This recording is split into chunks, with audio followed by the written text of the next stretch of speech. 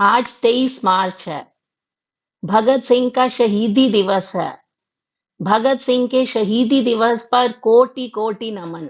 आज के दिन भगत सिंह देश को आजाद करवाने के लिए फांसी के फंदे पर झूल गए। आज का विचारणीय विषय रहेगा भगत सिंह का आजादी गीत। जब जेल अधिकारियों ने भगत सिंह, राजगुरु और सुखदेव तीनों क्रांतिकारियों को बता दिया कि उनको वक्त से 12 घंटे पहले फांसी दी जा रही है, तो अगले दिन सुबह 6 बजे की बजाय उन्हें उसी शाम 7 बजे फांसी पर चढ़ा दिया गया।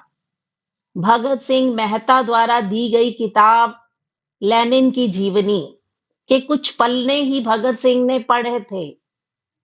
भगत सिंह के मुंह से निकला, क्या आप मुझे इस किताब का एक अध्याय भी खत्म नहीं करने देंगे?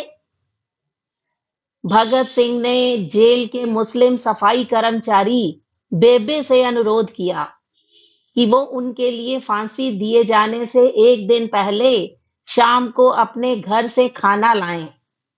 लेकिन बेबे भगत सिंह की ये इच्छा पूरी नहीं कर पाए और भगत सिंह को 12 घंटे पहले ही फांसी देने का फैसला ले लिया गया और बेबे जेल के गेट के अंदर ही नहीं घुस पाए,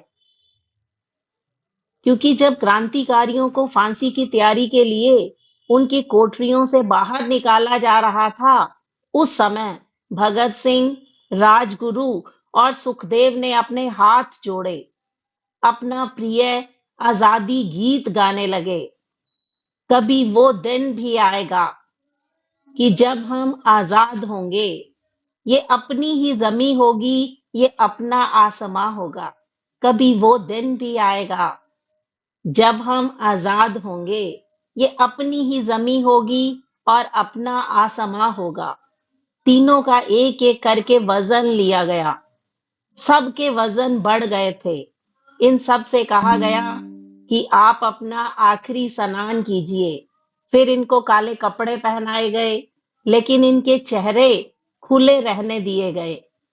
चरत सिंह ने भगत सिंह के कान में फुसफुसाकर कहा कि वाहे गुरु को याद करो। और भगत सिंह बोले, पूरी जिंदगी मैंने ईश्वर को याद नहीं किया।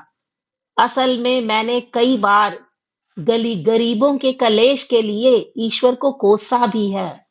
अगर मैं अब उनसे माफी मांगूं तो वो कहेंगे कि इससे बड़ा डरपोक कोई नहीं है।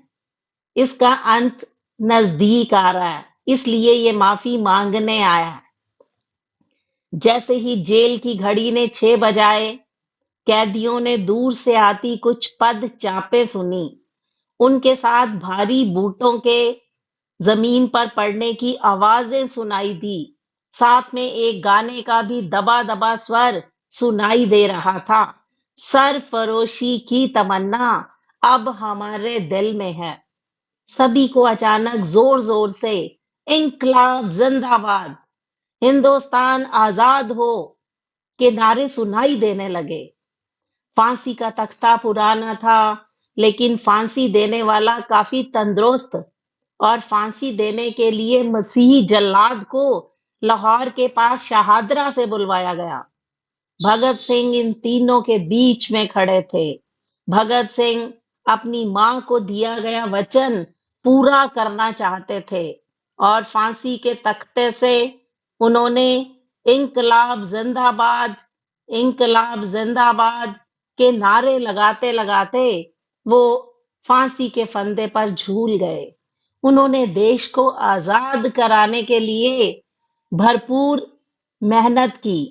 अपनी विचारधारा के माध्यम से इंकलाब जिंदाबाद, देश आजाद हो आदि के नारों से हमारा सारा वातावरण गुंजायमान हो उठा। तो भगत सिंह को उनके शहीदी दिवस पर नमन करते हैं। धन्यवाद।